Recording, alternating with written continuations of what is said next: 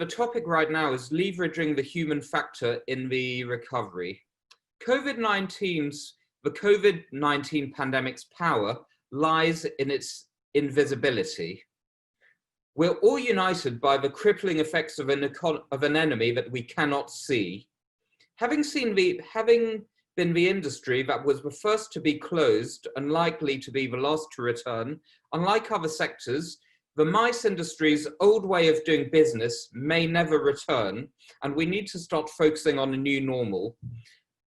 The way that we have planned meetings and conventions, package incentive travel, showcase business, and hosted overall events has changed forever. And this is not just a topic for the MICE industry, it's a topic which all sectors of industry also facing, regardless of the country, the geographical aspects, or the sector. Let me just put things into context with and link to what we are doing in my organization, the Junior Chamber International, on that effect. We're an organization of enterprising young leaders aged 18 to 40, spread around 120 countries around the world, and we're partnered with global organizations such as the United Nations, with a goal to empower young people with development opportunities that enable them to create positive impact. And one of the issues we've been addressing since the start of the year has been facing the economic aspects of a pandemic. So we've created a new global initiative, JCI Rise, to encourage projects from young people in their communities on three pillars. The first is preserving mental health amidst the uncertainty of a crisis. The second is sustaining and rebuilding economies and industry sectors in a sustainable manner so that the new normal can also align with the United Nations Sustainable Development Goals. And the third, which is totally in line with today's topic, is motivating the workforce. Trying to notably through youth entrepreneurship, how can we use community needs analysis to promote to show young people in the business today that being employed is not a fatality, but they can also create their own businesses in the MICE industry and others to be able to rebuild and relaunch and create a new MICE industry on solid foundations for the future as well. So, and this is how we're trying to encourage business plan contests. We're launching a new creative young entrepreneur competition, and why not link it into a MICE industry? I'll conclude this short aside on JCI by saying that we're also delighted to be supporting the MICE industry in Africa, because we'll be hosting our 2021 World Congress, which takes place next November, in the city of Johannesburg, in the Sandton Convention Center. We're hoping to get between 2,000 and 3,000 people, not for an online event, but for an in-person event at last, because as we've seen by today's challenges and the challenges we've all been facing in online events, we're never safe from any technical glitches. So we can't wait to actually see each other in person and bond our global network and to really have the heart and soul again. And I'm sure that for everybody in the industry, when we have real events again, we'll all have a huge smile on our faces.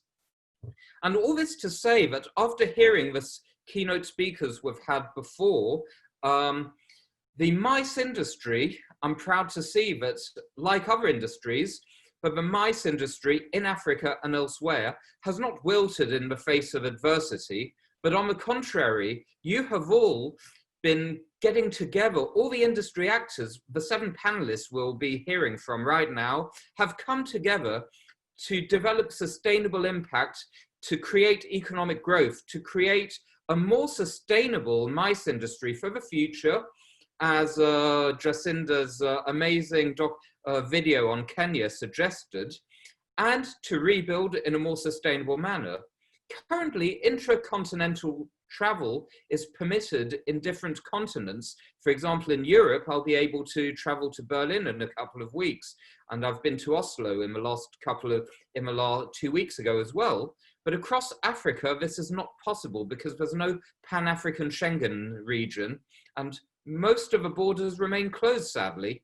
Post-COVID, the need for industry survival may drive collaboration amongst destinations on the continent and push stronger consolidation. Now, this panel will initiate dialogue on leveraging our greatest asset, the human capital, in order to spur a recovery of the meetings and events industry in Africa. The panelists who have been chosen by our organizers are professional and industry bodies who will discuss how we will build the necessary human resource capacity within the industry in order to optimize our individual destinations. The future of our industry was hanging in the balance before COVID-19, as there was little effort to attract the best talent into the industry.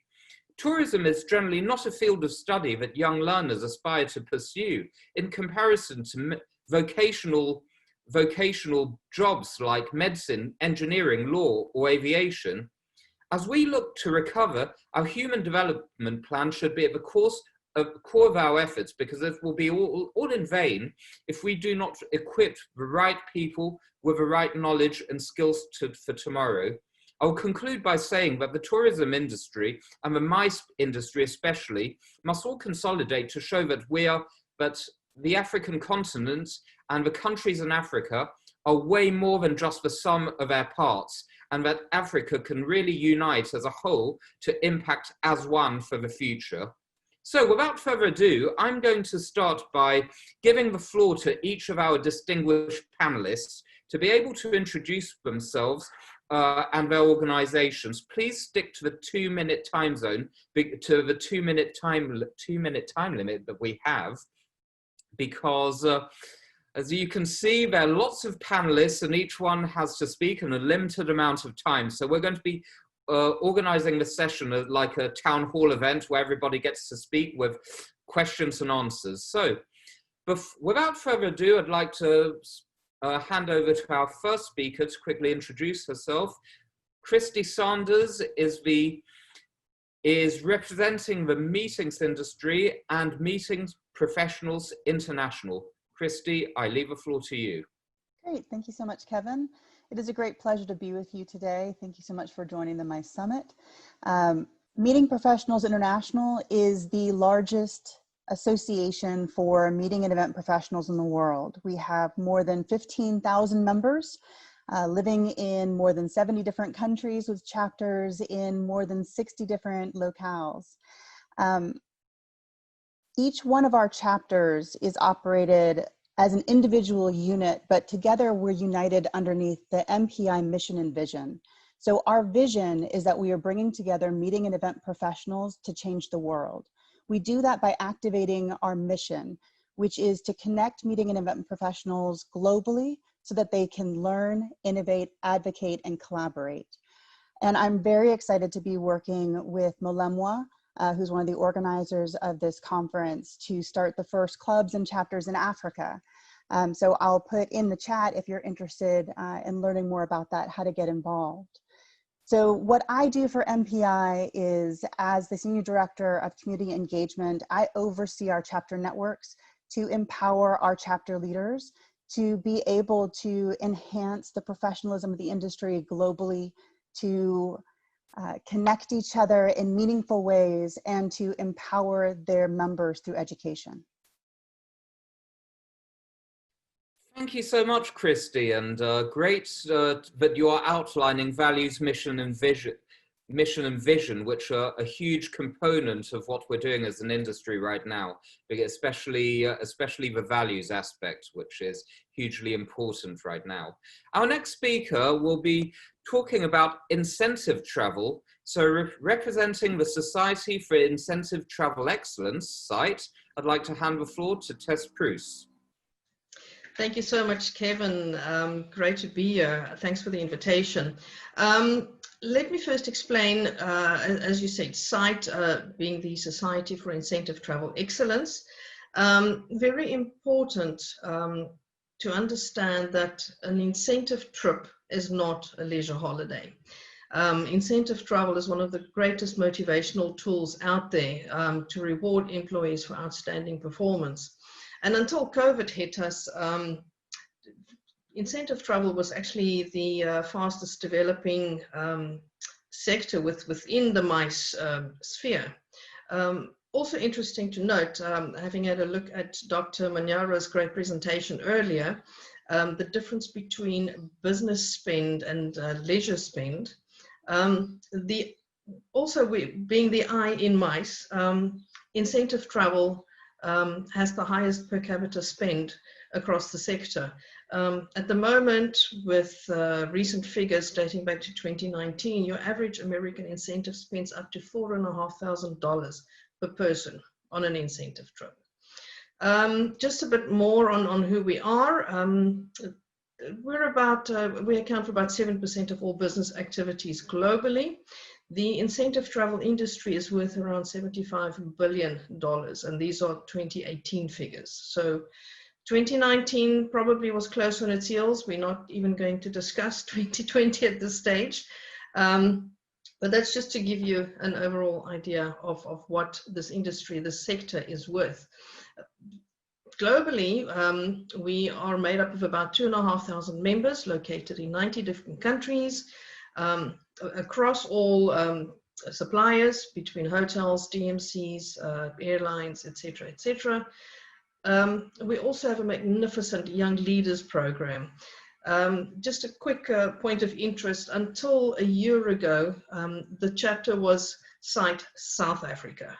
After some deliberation with our board members, they've agreed to rebrand it as Site Africa to include all the other members and developing members. As Dr. Manyaro also mentioned earlier, I mean, Rwanda has just been such a success story, rising from 5 years ago, not even ranking, to being third on the Icca ranks today. And that's a magnificent story, and very exciting to see Kenya and Ethiopia and many other African countries following suit. So these opportunities are there, and we've been engaging with industry across the continent to talk about developing intra-Africa MICE travel and events. Exciting things happening there, and it's great to see that under COVID circumstances, and you've touched on that, Kevan, how the industry has been joining together, collaborating to try and drive business forward, because I think we all understand what a powerful economic sector business, events and travel is. And I'm going to leave it there. I'm sure my 2 minutes are up. Thank you very much. Thank you very much, Tess. Actually, what you touched on is very interesting. Like, incentive travel does have a future, as other sectors of industry are trying to motivate their workforce right now. This will be a great way to boost the incentive, because people will need to make sure that their employees are properly rewarded for their hard work as well. So this will be a great niche to exploit and moving forward. Our next speaker is representing the International Congress and Convention Association, and will be joining to give some perspectives on regional conferences and conventions. So please allow me to introduce from ICCA, Esmare Steinhöfel. Thank you, Kevan, and a good morning to all the virtual participants. I see some familiar names and I see some new names. Icca often gets only called by the abbreviation, and then a lot of people still don't know exactly what Icca stands for. So Icca is the International Congress and Convention Association, a global industry association specifically for suppliers that work in the association space. So unlike Tess, for example, that represents SITE, that work with incentives, as an industry association, we work with associations. So also with regards to the stats that Dr. Manyara quoted earlier on, no incentive conferences is included in those stats, no government conferences, no corporate events, only associations. We are, as an association, 57 years old this year, so been around for over 50 years. We've got 5 regional offices globally. Our head office is in Amsterdam, and the Africa regional office, where I am based, was started in 2016, when the Icca board also realized that Africa has got a lot of potential to grow the association business, and well as business events and the MICE industry, as we often refer to it in Africa. Over 1,100 members globally and 44 members currently in Africa in 9 countries. So MICE in general is still fairly new in a lot of countries, and we'll also cover some of that when we do the questions in a bit. But really a lot of potential for cities and countries to grow their economy. And also, we always say business events is about the knowledge economy. It's about engineers talking about new stuff being developed in the engineering field. It's about cardiologists talking about new things in the cardiology field. So yeah, great to be here and great to engage and make sure that we grow the African continent for business events. Yes, thank you, Esmare. And that's a great point you raised right at the end about how business events are not just focusing on themselves, but they're actually a huge vector of economic growth because they encourage emulsion of ideas and knowledge transfer as well. So this is a great point to make. Our next speaker will be talking about the associations movement and is representing the Southern African Communication Industries Association. So I'll leave the floor to Mr. Kevan Jones. Kevan, 2 Kevins on the same webinar. It's quite kind of different. So good morning, everybody. My name's Kevan Jones. I'm the Executive Director of SACIA. A little bit about myself. I've been the Executive Director of this association for nearly 12 years. As is the case with Jeffers, I hold the CAE designation from the American Society of Association Executives, so I consider myself to be a professional association executive as opposed to a specialist in events. I also have a master's degree from Regent's University London School of Psychology. And I'm very engaged in the science behind events and association activities. SACIA, the organization that I run, I'm just going to share my screen. And I am going to find the screen that I am going to share. So here we go. SACIA is a SACWA recognized professional body. My golly, all sorts of funny things going on here. So we're a SACWA recognized professional body. We have a number of special interest groups that are specific to the events industry. So our Events Safety Council is actively involved in developing safety standards that we apply in the events industry. We're the local affiliate of the Events Safety Alliance, which is based in Philadelphia in the US. And we work with our colleagues around the world to ensure event safety practices and event safety philosophies are embedded in local events. The TPSA, the Technical Production and Services Association, is the association for technicians working in the events industry, audio, visual, rigging, lighting, etc., etc., etc. And then CEPA, the Council for Event Professionals Africa, originally established as a 3-way partnership between Icca, SACIA, and the International Festival and Events Association. It was merged into SACIA towards the end of last year. And across those 3 sectors, we have several professional designations that we award to individuals that allow us to recognize their skill, their knowledge, their expertise, and their skill set in various aspects of the events industry. So yeah, I'm the person that kind of straddles the world of industry and academia and drives this whole promotion of or promoting the adoption of professional standards, ethical business practices, and academic excellence. Yeah, thank you very much, Kevan. And indeed, we'll be talking about how you're helping cross-industry standardization using certifications later on. So our next speaker is joining us from Kenya and representing the associations movement as well, and the Association of Kenya Business Events, AKB, please welcome Nicanor Sabula. Thank you very much, Kevin. Good morning, good afternoon to all our participants. Happy to be here. I'm here wearing two hats. First, I'm the Managing Director of Africa's first premier Africa management company, AFAMCO, but also representing the Association of Kenya Business Events, AKBE, that is a business events association here in Kenya. So also allow me to share my screen very quickly, just as a way of introducing KBE AKBE. So the Association of Kenya Business Events is one of an industry association established in the year 2018 that brings together a broad spectrum of industry players. And here we talk about hotels, we talk about venues, we talk about event management companies, we talk about destination management companies, event suppliers, and transport and logistics company. So our vision as AKBE AKBE is to power Kenya's ascent to a world-class business event and destination.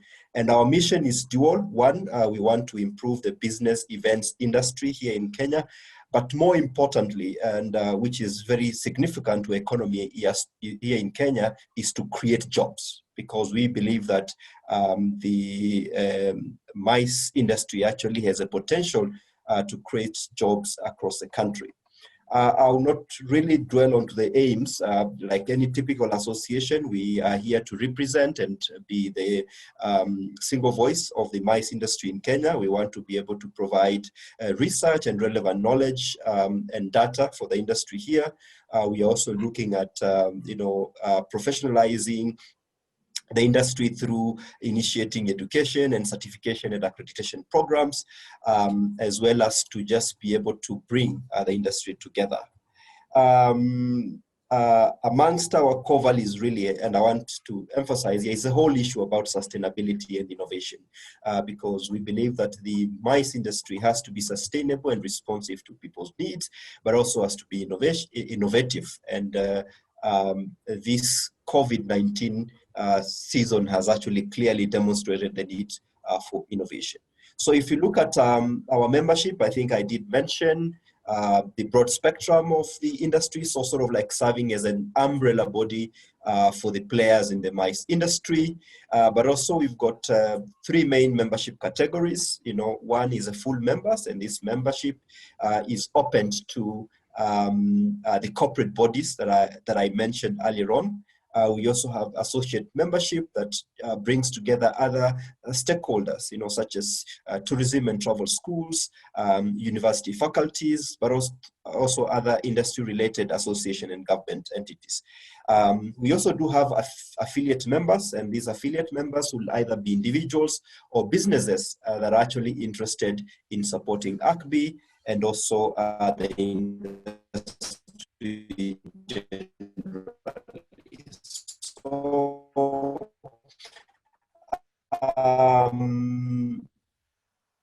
will not dwell onto the eligibility for membership, but it's open. We are open in terms of benefits, opportunities. We are looking at linkages with international agencies and stuff. So we are open to membership, and if you are operating MICE business in Kenya, the board is composed of quite some renowned names here in the MICE industry, and you can see that in terms of diversity. So I look forward to this conversation and welcome, to be able to speak more broadly about what the MICE industry is doing here in Kenya. So thank you very much, Kevin.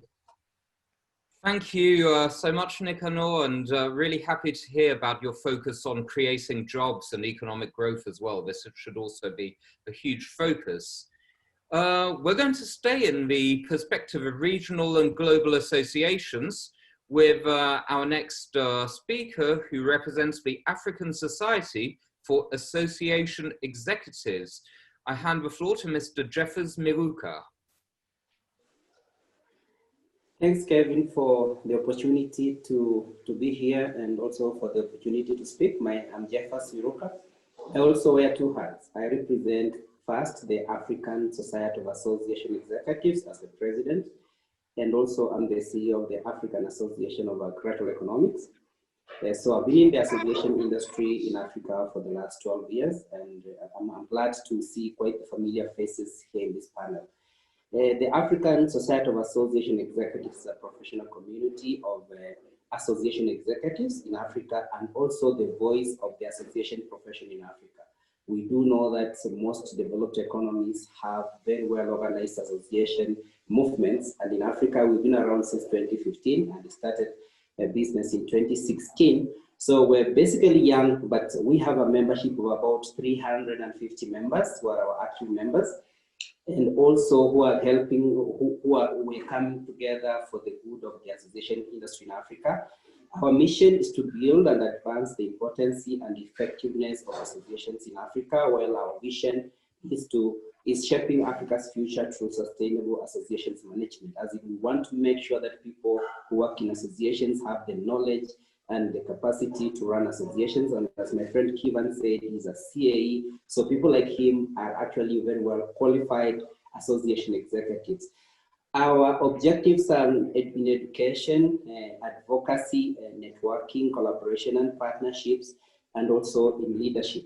We invest a lot in that. We're doing a lot of trainings around Africa. We're doing a lot of advocacy for our association movement in Africa. And also we look forward to continue serving the association professional or association industry in Africa. One thing I want to bring into attention our viewers is that on 24th and 25th of this month, we're also organizing the Virtual Africa Association Summit. We will probably use the similar platform. I will share the link on the chat. And right now we're welcoming registrations, and we truly believe that we are going to have much more, many of you participate during that event. Thanks so much, Kev. Thank you, and hope that everybody can join this great event moving forward. Now, I'd like to introduce our final panelists for this first round. So, representing the academic world, because of course we need a strong academic grounding to all the work we're doing right now, I'd like to introduce a person who is a senior lecturer in the Department of Tourism and Event Management at Cape Peninsula University of Technology, Esti Venske. Thank you for the opportunity and welcome to all of the virtual attendees. Kevin, I couldn't have said it better. We do need academics to form that grounding in order to support our industry, but that is the work that we are trying to do at the Cape Peninsula University of Technology. We are well positioned in Cape Town, being one of Africa's top tourist destinations, winning many accolades in the event and tourism arena. This affords our students the opportunity to participate at a number of international conferences and get exposure in these skills and expertise, which is very important. By 2030, they are suggesting that Africa's youth will make up 42% of the world's population. This is a very interesting fact if we think that we would like to have this youth go into various sectors, including the MICE. And MICE has catalyzed the growth of academic programs as the MICE industry has grown. So there's become a bigger need for more accurate, more relevant, more responsive academic programs that meet the needs of industry.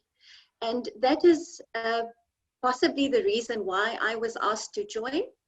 I work very closely with my industry counterparts, Icca, the Exhibitions Association of South Africa, and SACIA, the South African Association for the Conferencing Industry, trying to close the gap between what academics teach and what industry wants. So it's very important that we close that gap to make sure that we've got graduates that can hit the ground running and really contribute to the economic rejuvenation and recovery of our sector. Thank you. Thank you very much, Esti. we'll be hearing more about how you're bridging the gap between academia and the industry later on. Thank you very much again. And well, now that all the attendees are familiar with our panelists and what they have to add to the table, we'll move on to the question and answer session. So I've prepared a whole group of questions for each of our panelists. And I'd like to ask you all, for the interest of time, to try to keep your answers within the 2 minutes, because we do have a lot to talk about. So my first question will be for Mr. Nicanor Sabula from the Association of Kenya Business Events.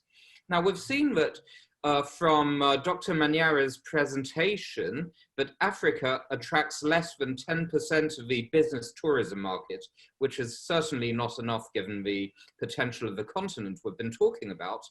What, in your opinion, are the opportunities that the impact of COVID-19 can present in the recovery and the rebuilding of the economy? Thank you very much, Kevin. And indeed, I think those statistics have always worried me as an association player, in terms of Africa has such a huge potential to be able to attract much more meetings than it's currently doing. But this can be explained in 3 ways, in my opinion. Number one, we still have a problem of connectivity, intra-Africa travel. It is very difficult to be able to travel within the continent. And this has been a problem that has afflicted Africa for a couple of years. You will be surprised to know that there has been attempts to try and break up these borders, but we have not had sufficient political goodwill to be able to open the African borders. Some of you, or probably all of you, may be aware of the efforts by the Africa Union through the single air transport, through the creation of the single Africa air transport market, SACIA, that came into place a few years ago. And this particular effort is to try and open up the African airspaces, and we are well aware about how nations have come to be protective of their airspaces. So that remains a fundamental problem.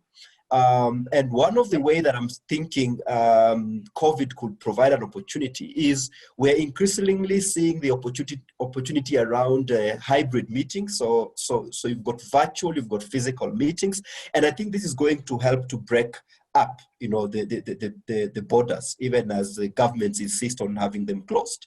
And so that's one opportunity I'm seeing that is going to create and improve, you know, Africa participation and improvement towards this. Other than that, I think, and Dr. Manyara didn't mention this, they are what we call also physical barriers. You know, it still remains very difficult to access visa, and the visa entry requirements across the continent are still prohibitive, not only just in terms of cost, but also it is still a shame that you need a visa to be able to visit many African countries. We've seen countries like Rwanda, and we keep on talking about Rwanda more, but Rwanda has been very progressive in this. They've decided that they are going to open up their country, and no African requires a visa to be able to get into Rwanda. So such things do facilitate movement of people and therefore promote the MICE industry.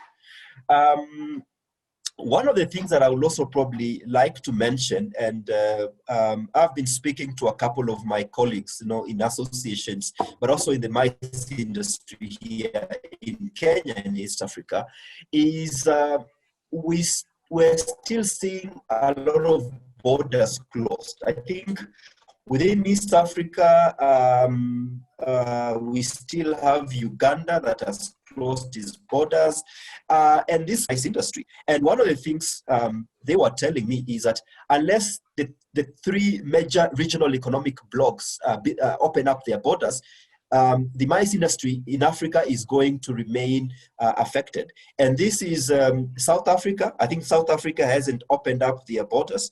And you know, South Africa is an economic hub in Africa. And so people coming into Africa for business have to go into South Africa. So if South Africa is closed, the rest of Africa, Southern Africa is closed. Kenya just recently opened up its borders, and Kenya is a regional economic bloc here in East Africa. So as long as Kenya's borders remained closed, there was no way business meetings were going to happen. In West Africa, you're talking about Nigeria as a bigger economy there. Nigeria just opened their borders this week. So with the closure of these major economic hubs, we will have to wait a little bit longer for the mice industry to begin to pick up. So one of the things that we must be able to do now is to open up our borders. A lot of countries have been able to initiate protocols, COVID-19 protocols. And so with these protocols, our appeal is that governments open up the borders so that we can then begin to see business meeting happening. And of course, one of the things that, unlike other parts of the world where the opening up process was such that you open up the domestic, then go regional, and then go continental before you go international, we are seeing a bit of a challenge here in Africa, and particularly in East Africa. A lot of domestic leisure travel has resumed, and that is faring on pretty well, particularly here in Kenya, but there's absolutely no business meeting happening. You know, and fundamentally is a whole question about always when you are facing economic challenge, one of the first areas you want to manage is the meetings and the conferences. So you say, no, hold on until the situation stabilizes. So corporates are still very reluctant to start doing meetings, business meetings. And so that will continue to affect the business meetings industry until such a time that there is stability at the global level, and there's also so that domestic business meetings can begin. So those are my quick observation in terms of probably what we need to be doing, and some of the lessons that I think COVID has brought about that will have to impact the industry. So Kevin, I'll leave it at that, and probably also ask my colleagues to make some additional comments they may have. Yes, thank you, Nicanor, for your very comprehensive reply. We're going to be staying on the topic of the macro view right now, and I've got a question for Jeffers from the African Society for Association Executives. We were talking about the United Nations Sustainable Development Goals, and so in aligning with the UN SDGs, what can African countries do as concrete actions towards developing recovery strategies that will help leverage their human resources to maximize their potential? And so we stop talking about potential, but actual real results instead in Africa. Thanks, Kevin, once again. You know, first we need to ask ourselves, how many of us know about the SDGs? And we know there are 17. But again, how many know which specific SDGs really bother around the question you asked me? So I will look at the goal number 8, which talks about decent work and economic growth. And this is basically to promote sustained, inclusive, sustainable economic growth, full of productive employment and decent work for all of us. And then I will go to the next SDG number 9, industry innovation and infrastructure. And basically this is to build resilient infrastructure, promote inclusive and sustainable industrialization, and foster innovation. And then I'll go to SDG number 10, which talks about reduced inequalities. We need to reduce inequalities within and among countries. So the question you asked me, I could probably give a quick answer and say, one of the things that Africa must do is to stop brain drain. We know brain drain is basically immigration of skilled workers from Africa. And we know that the Africa Union estimates that about 70,000 skilled Africans professionals immigrate every year from Africa, especially to Western Europe and North America. And then we also know that the International Monetary Fund has forecasted that was in 2016, it forecasted that Africa will lose from 7 million in 2013, 7 million professionals who migrated from Africa to developed world to 34 million by the year 2050.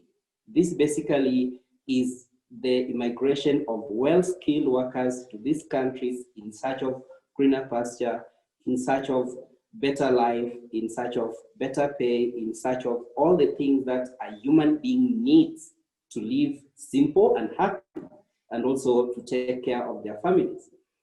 And then, if you look at the World Bank in 2018, they gave, there's what we call the Human Capital Index. The Human Capital Index in 2018 said that Africa is performing badly when it comes to brain drain. We realize that in Africa, it's only Mauritius, which is ranked number 52. There is no African country in the top 50. Mauritius, ranks number 52, is the country which actually has the least brain drain from Africa to the developed countries, followed closely by Algeria, which is at position 93, Kenya, which is at position 94, Tunisia, which is at position 96, and the top 5 is capped by Morocco at position 98. You couldn't be surprised that the top big 3 African countries, that's Egypt, South Africa, and Nigeria, are doing badly. Egypt is ranked number 104, South Africa is number 126, and Nigeria is number 152. If you go to the US, the most well-educated professionals in the US are actually from Nigeria. Most doctors, very good doctors, are from Nigeria. And also South Africa also plays into that list. So once we stop brain drain from Africa, and this is something which we all know, then we can be able to retain our best brains and ensure that Africa can grow. Otherwise, if things continue as they are, then most likely we will continue doing badly. Thanks, Kevin. Thank you very much, Jeffers. That was really insightful, and thanks for the link to the SDGs as well, which I really recommend for everybody in the business to benchmark themselves on, because they're a great roadmap for future development up until 2030. Now I'd like to move on to the specifics of the mice industry, and I've got a question for Kristi from MPI. The mice industry is built on the conversations and relies on other industry sectors. It seems that we've failed to maximize the potential of the African population to grow our events or attract participation for our various regions and trade blocs within Africa, which kind of links to a point that Nicanor was pushing earlier. How do you think that, from your perspective, we can cultivate from within and measure things accurately to increase intra-African business? Yeah, so from what Nicanor was saying, it's not just the challenge of outside perception. There's also a lot of infrastructure challenges going from within. And I think that the answer to both of those, right now we have a situation where a lot of the economy is dependent on this inbound business, right? The external perception is that Africa is a great incentives destination, take your high achievers on safari, or if there is an international congress, they tend to gravitate towards South Africa. So I think that if we are to look at how to change things, we are at a fantastic point right now. The word crisis and opportunity has popped up a bunch of times. And if you actually look at the Chinese character for crisis, opportunity is embedded inside of it. So let's take this opportunity. Those of you that are on this call, we have so many different associations. Let's unite. If we can unite the professionals within Africa, unite all the different associations that are working together. I know that SITE and MPI, together with IAEE, have a Global Mice Alliance. But think about if all of the professionals that are on this call and are within your network could join associations, could join together to be able to speak about the importance of this industry, are able to raise the professionalism of this industry, then we could address what Jeffers is talking about with the brain drain. If we are able to take this opportunity where, yes, borders are closed, but we can educate each other about the power and the beauty and the opportunities and the diversity and the richness of each of our regions, then when the borders reopen, we are more likely to travel to each other's nations to have our meetings within those. If we are able to forge internal relationships with like-minded individuals, we can start to create those global, those universal talking points so that we can talk about the power of business travel, why it's important to focus locally, regionally, continentally. If we can, I just think that right now, this industry, anyway, not even just in Africa, right? What you're struggling with, what we heard the good doctor talking about earlier, the potential. This is a fragmented industry. People tend to focus on where they are as individuals. They tend to focus on what kind of business they can bring in. Africa has amazing potential. Nellie Swart mentioned in the chat that nothing has changed in Africa for 20 years. So let's increase the professionalism in the industry, invest in yourselves, invest in your education, create your networks, meet like-minded individuals, and start to leverage what that unified voice for Africa can be. And while your borders are closed, start to think about how do we do, not only just with associations, but how can we work with the African Tourism Bureau? How can we start to educate ourselves about what might exist outside of our borders? So those are the things that I think that we should focus on, is that personal education, those professional networks, working with your local, your international associations to give you better opportunities, as well as helping the other associations work together. And then just educating each other and speaking with one voice. If you look at a sea of grass, grass is easy to bend over, it's easy to break, it doesn't have a lot of strength on its own. But if you weave it together in a basket, then the potential becomes visible. And if you're talking about, you know, Jeffers had mentioned the SDGs, one thing that my community groups work with is they'll pick one or two SDGs that they want to focus on, and that gives them a purpose greater than themselves. Imagine what would happen if, you know, this is the first ever Africa Meetings Industry Day. What would happen if next year, instead of one event, you have 20? What happens if Africa shows up for Global Meetings Industry Day in April, where it's not just one organizer on the virtual stream, but you have an entire thing happening all over the continent?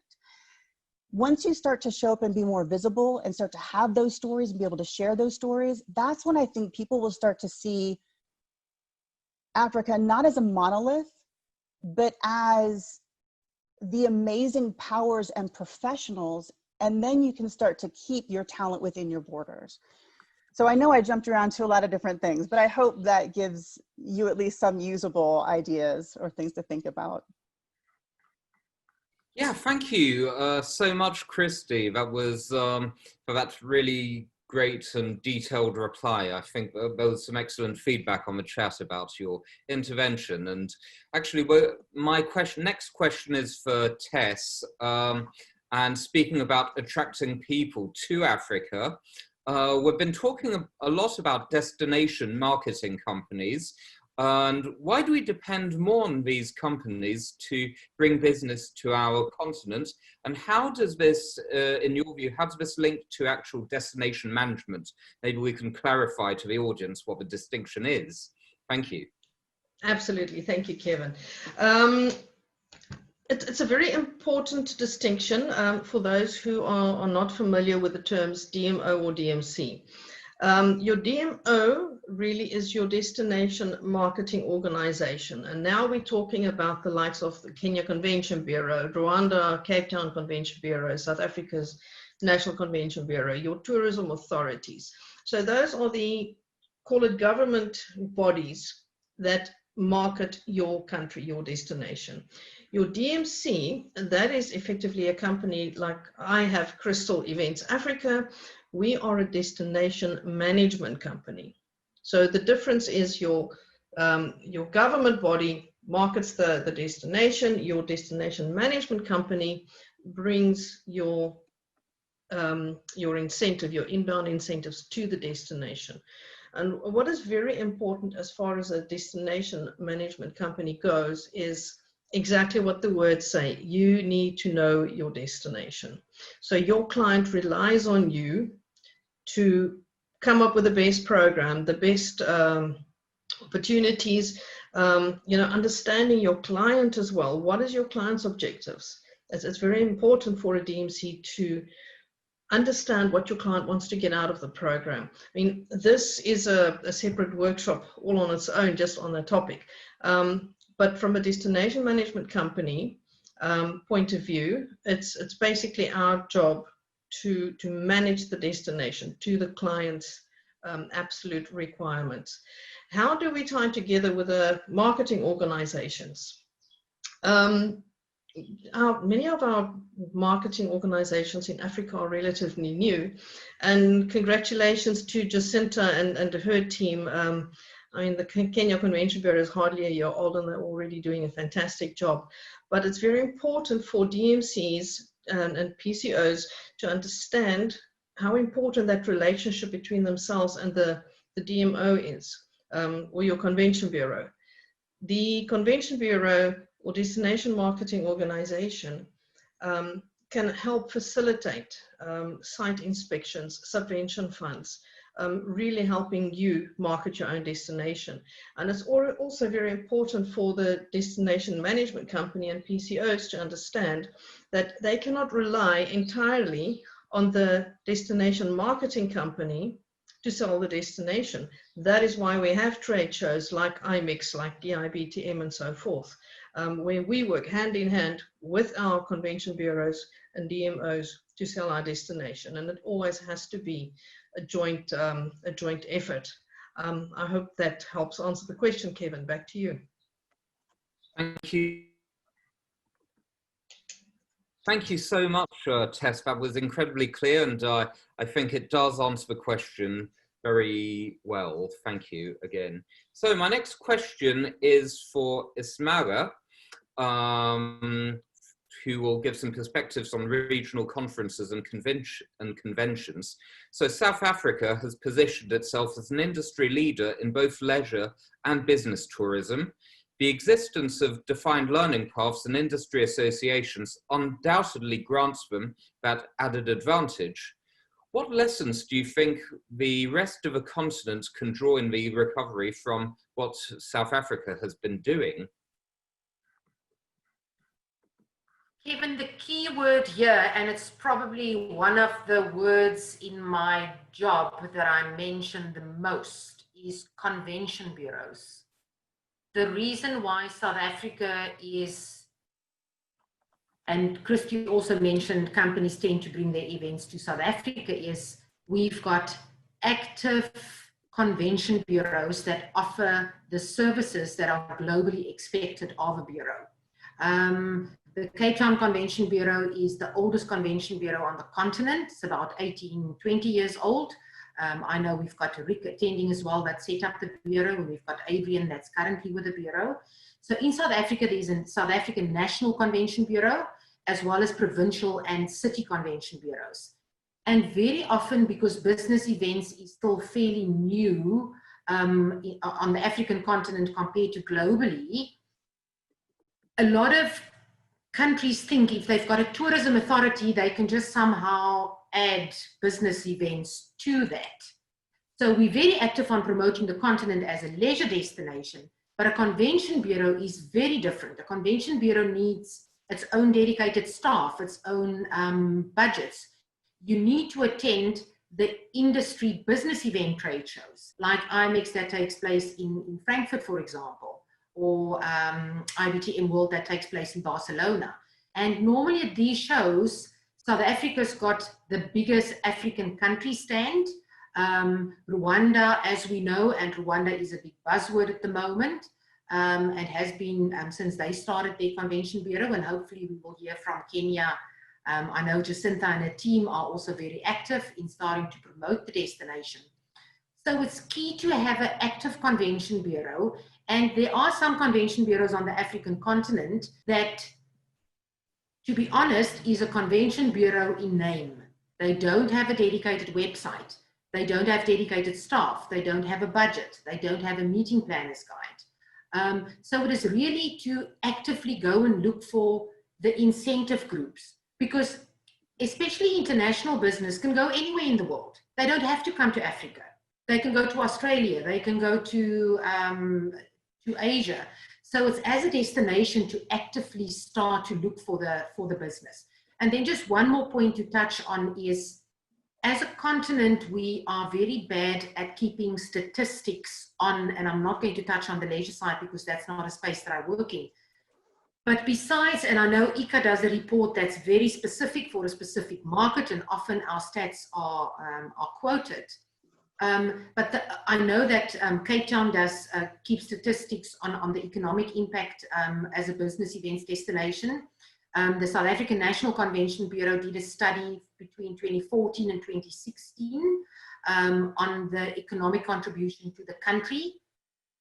So once you know what the economic impact is, what type of accommodation does all these various business events delegates use, then you've got the information to go to government and say, we need more funding for a convention bureau, or we need funding for a subvention fund. And the last point is infrastructure. And I'm not just talking about international convention centers. You need the airlift, the visas, you need the hotels, you need the hotel venues with conference facilities. The suppliers, it's very different from organizing an event like a wedding compared to an association conference, or to Tessa's point of destination management companies.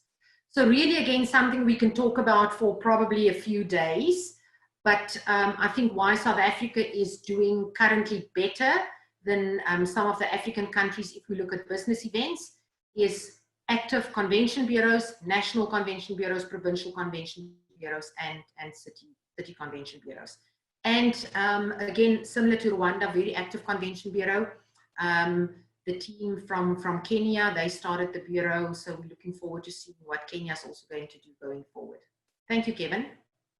Thank you, Esmare, for your very comprehensive reply. And I was just thinking, listening to your intervention, that actually today I was supposed to be in South Africa, in Johannesburg, doing the site inspection for our World Congress next year in Sandton, but that didn't happen. But I really can't wait, especially from what you've told me, and it reflects the experience our organisers have had of working in Johannesburg for building the event.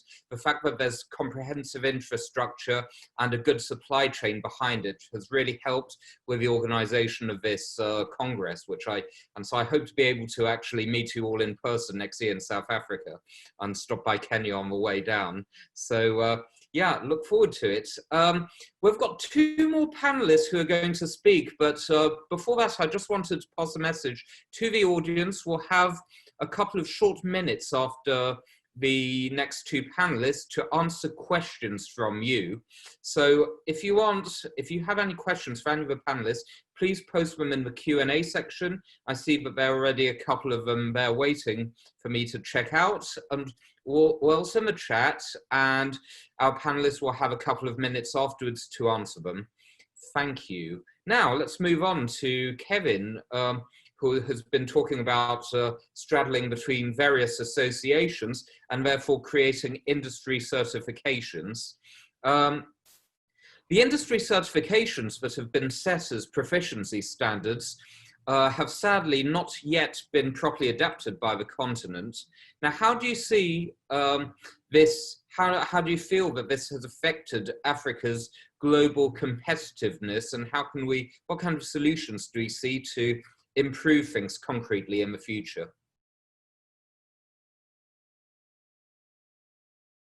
So, Kevan, I think that there are a couple of issues here, and the first is to say that you don't just impose certifications on an industry sector and expect them to be adopted overnight.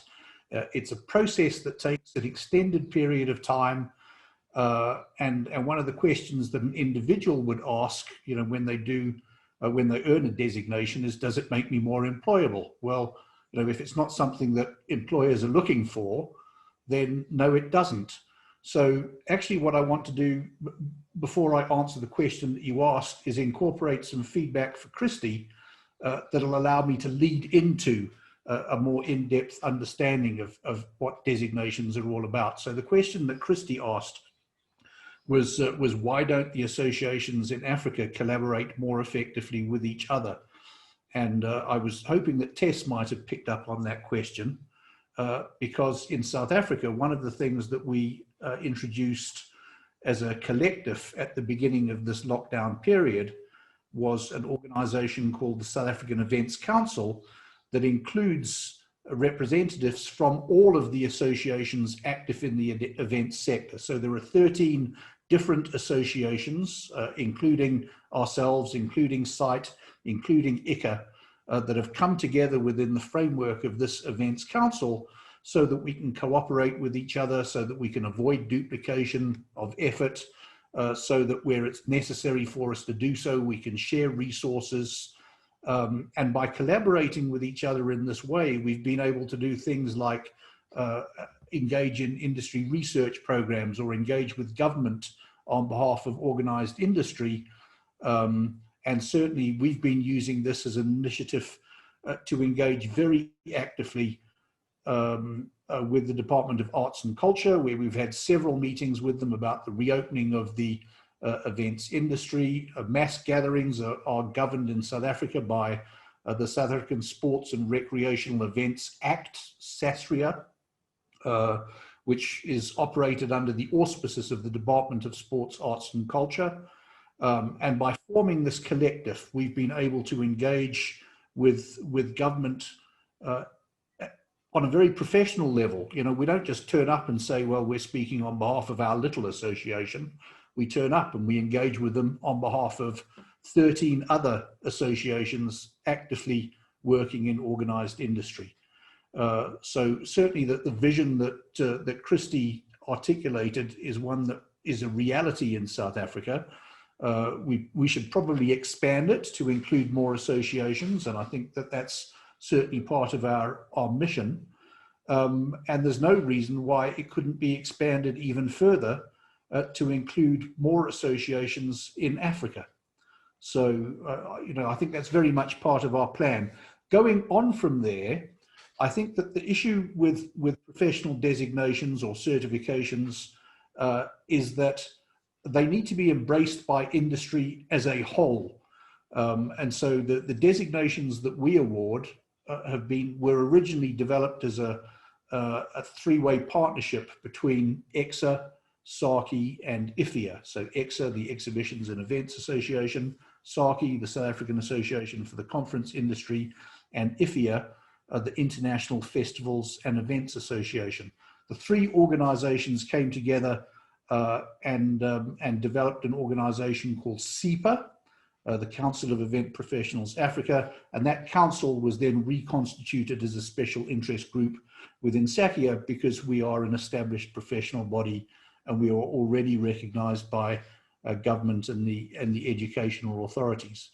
But I think that it all comes about as a result of this cooperation and collaboration, not just with local associations, but with international associations as well. So if I look at the international designations, you know, the question that people would ask is, why should I go out and earn a professional designation? And the answer is, I'm afraid, and it links in with what Jeff was talking about when he spoke about the brain drain, I would earn an international designation because it allows me to get a job outside of Africa.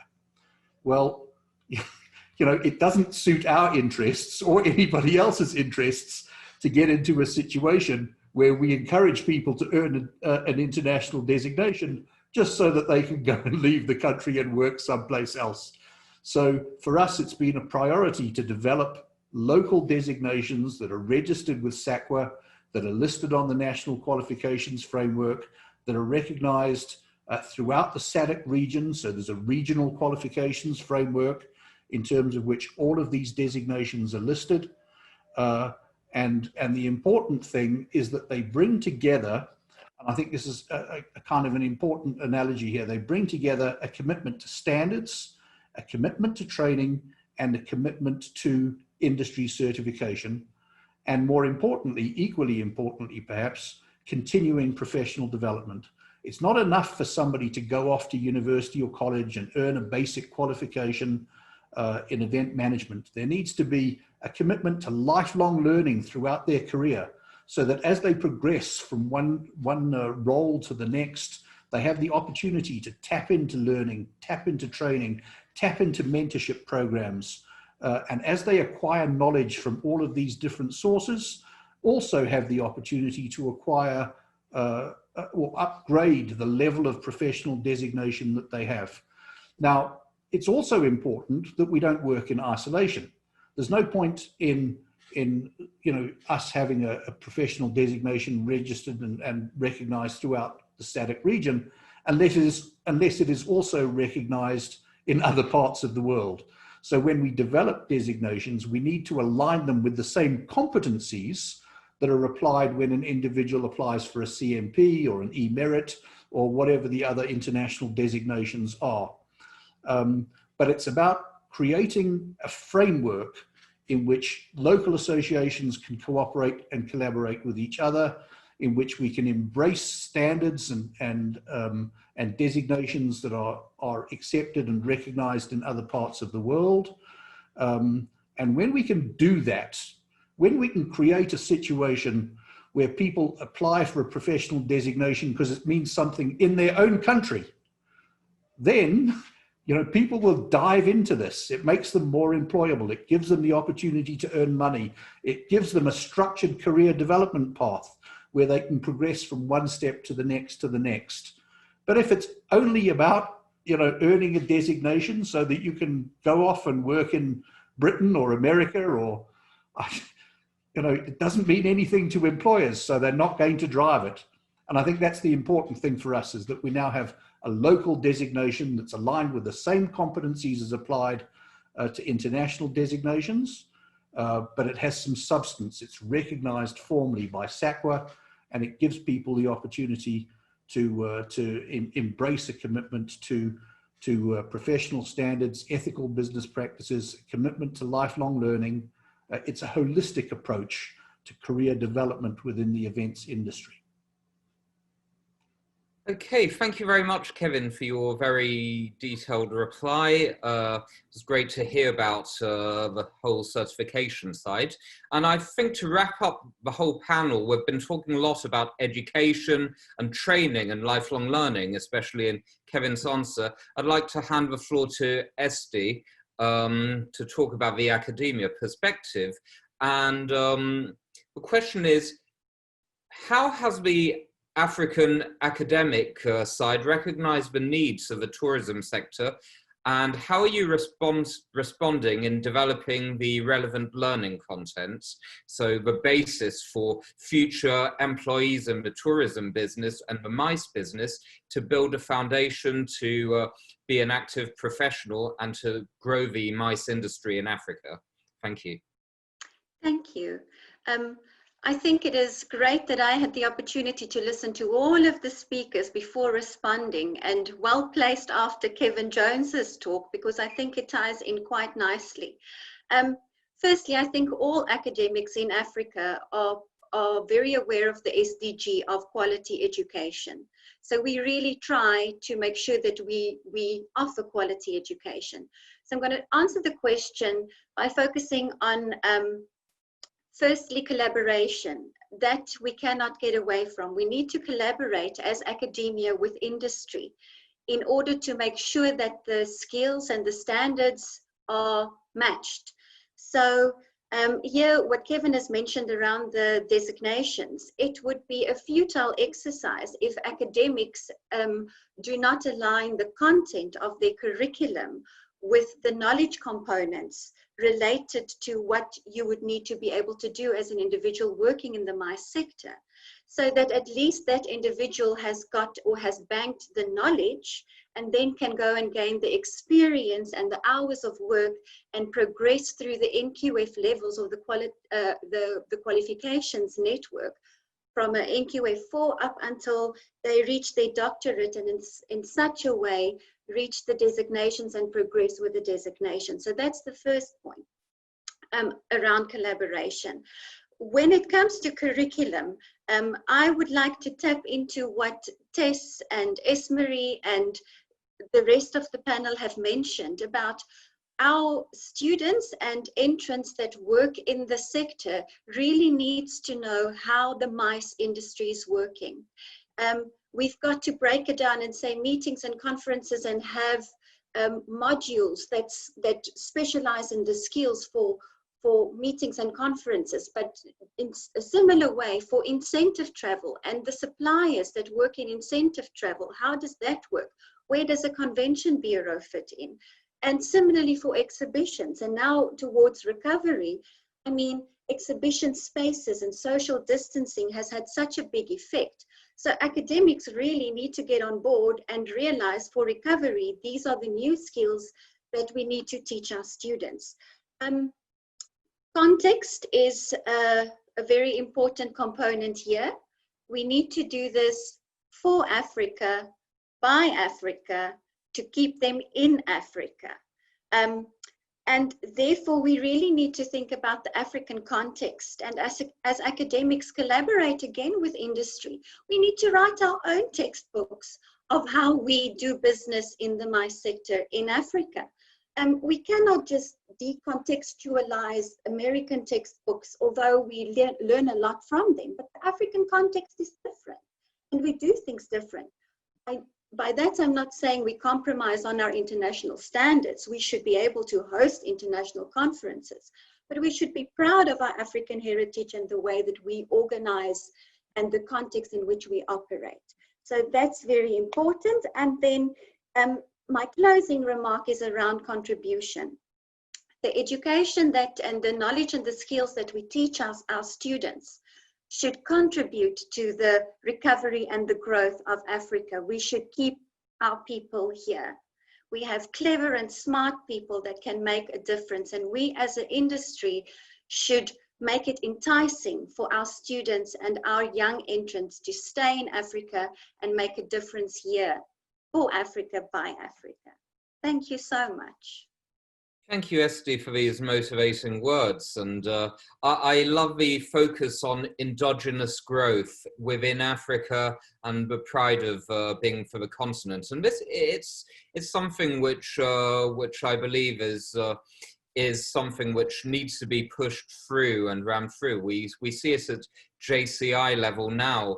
Our motto for Africa and the Middle East, and mainly for Africa, is to impact as one. So to speak with one single voice for the continent, and this is really for the future. So thank you for wrapping up this round of questions, Esti, and thanks to all the panelists. Before we got a question from the audience, but before I got a message from Tess, who wants to bounce back on a few of the points which were raised during the panel. So I'll leave the floor briefly to you, Tess, notably, I believe, on the issue of collaboration that Kristi raised. Go ahead. Indeed. Thank you so much, Kevan. And I was very happy to hear Kevan Jones picking up on the collaboration with our associations in South Africa. And it's been a long and hard road, but, you know, we're getting small wins, and those little baby steps are, you know, always a positive forward. And thanks for bringing that up, Kevan. I'd just like to take it a step further. We as SITE held a summit on the 11th of June, where we collaborated with a number of African associations, and very happy to have Jeffers on that team. I think we had about 9 countries, different key stakeholders from convention bureaus, tourism authorities, big one, aviation and transport across Africa is key. And I'm very grateful to Esti and her team for having helped us translate all of this into a comprehensive but not too long white paper, and I'm very happy to share that with everybody if the organizers would like me to.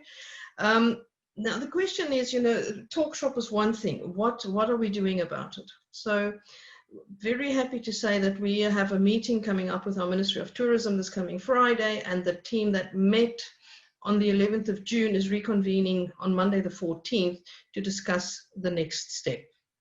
And key, obviously, is to get our borders reopening, aligning those protocols. If we can get African countries to agree and align protocols, the whole process will be so much easier. And I think Nicanor touched earlier on the issue of political goodwill, which has not always been forthcoming. The Open African SATMA, the Open Skies critical, but happy to say that we have 32 countries who have now signed the agreement. So it's again a step in the right direction.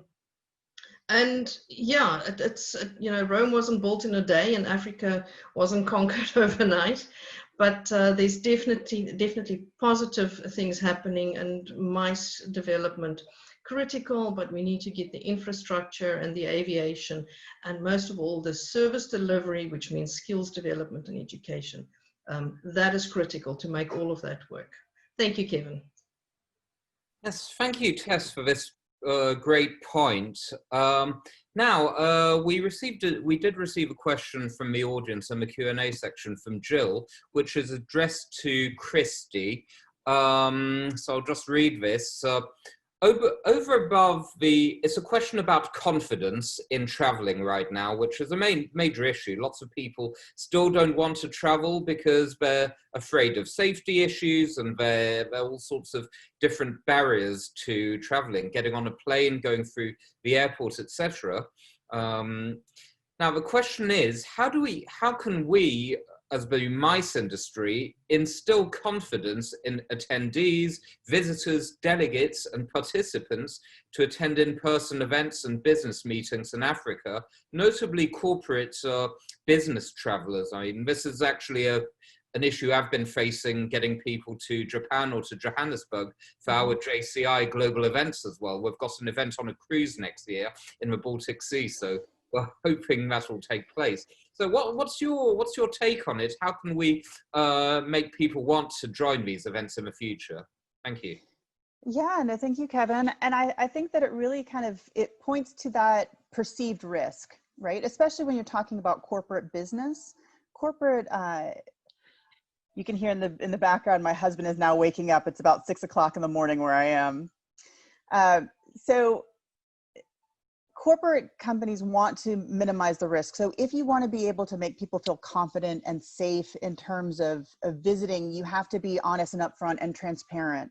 One of the best press conferences I ever went to when I was covering the meetings industry years ago was held by Mexico, the Tourism Bureau. At the time, there was a lot of news reports in American newspapers every day about gang violence or this or that, or things that made Americans very hesitant about bringing their business south of the border. And the spokesperson for Mexico stood up there and he said, look, I'm going to address the 800-pound gorilla in the room. You all are worried about drug trade and gangsters and violence and murder and all of that. So let me show you a map. Like, here's where our conference centers are.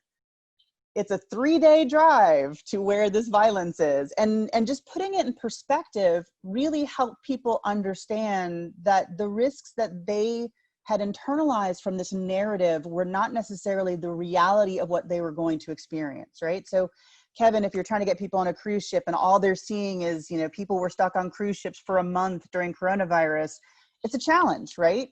But if you can talk about the duty of care, if you can talk about the steps that are being taken to minimize the risk and how things are different now in this environment because of the new cleaning protocols, then it's a much different picture than just saying, oh, come on, it'll be fine. So I think that, you know, what I think Africa needs to do region by region, you know, there's going to be different perceptions, right? So if most of the events are coming to South Africa because you have a lot of collaboration and you've got a really great infrastructure and your communication is great and your tourism bureau is out there at all these events and people are familiar with it, you're not going to have as much legwork to do as Rwanda, where a lot of people outside of the continent might have different associations, you know, and not realize that it's ready to hold conferences. So I think that just being honest and transparent and addressing the concerns. You know, we have a face-to-face event happening in November, and we are going to be the first industry event in the Americas to bring people back face-to-face. And so there's a lot of perceived risk and there's a lot of nervousness around that. But as Meeting Professionals International, we have an obligation to help the industry get back on its feet and to show people that, you know, whether or not there's a vaccine, there is a way to safely bring people together so that we can create that path through the woods that other people can follow.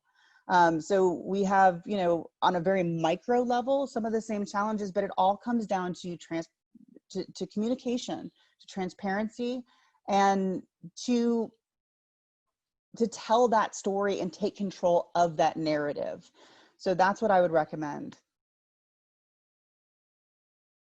Thank you so much, Kristi, for this great reply. And yes, we are going to try to raise confidence in getting people on the cruise ship. But also, for South Africa in particular, there's still this perception that it's a dangerous destination and all that. And as you were saying, you know, we need to make people understand that the risks, as long as they pay routine precautions, it's fine. There are similar risks in Brussels or in Paris or in elsewhere, but yeah, so these are things we really need to, it's all about being honest and upright and upfront about what the perceived risks are and what the reality, and this, I think this links into what destination managers can provide as well in terms of the knowledge they're providing.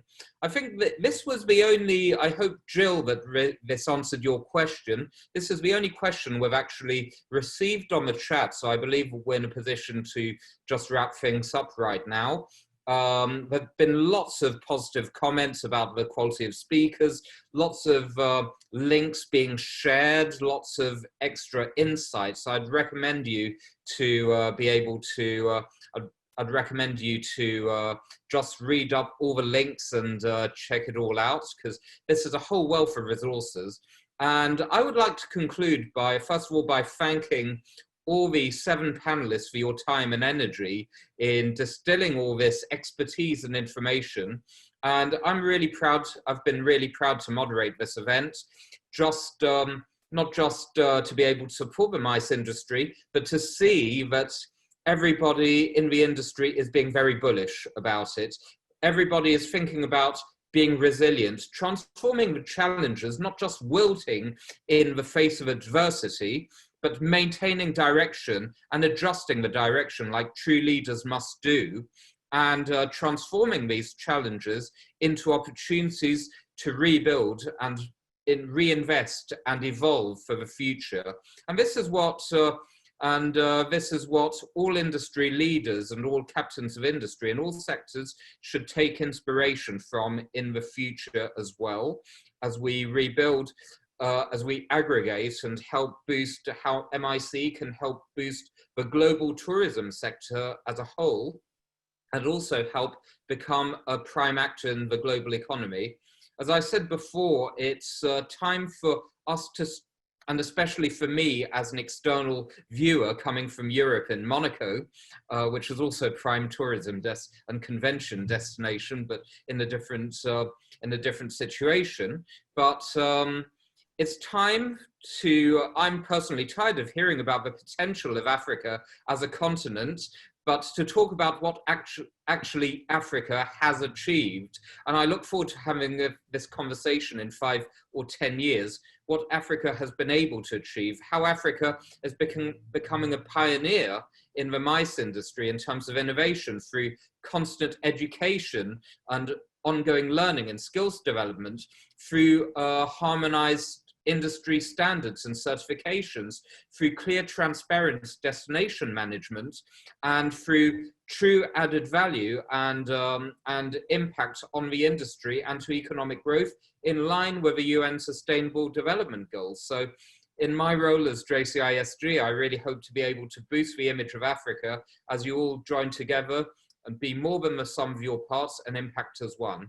So again, I'd like to thank you all. I'd like to thank the hosts for inviting me, and this is only the start of a fantastic discussion. I hope that it'll be the opportunity for everybody to keep exchanging between the audience and the panelists, and for us to keep moving forward.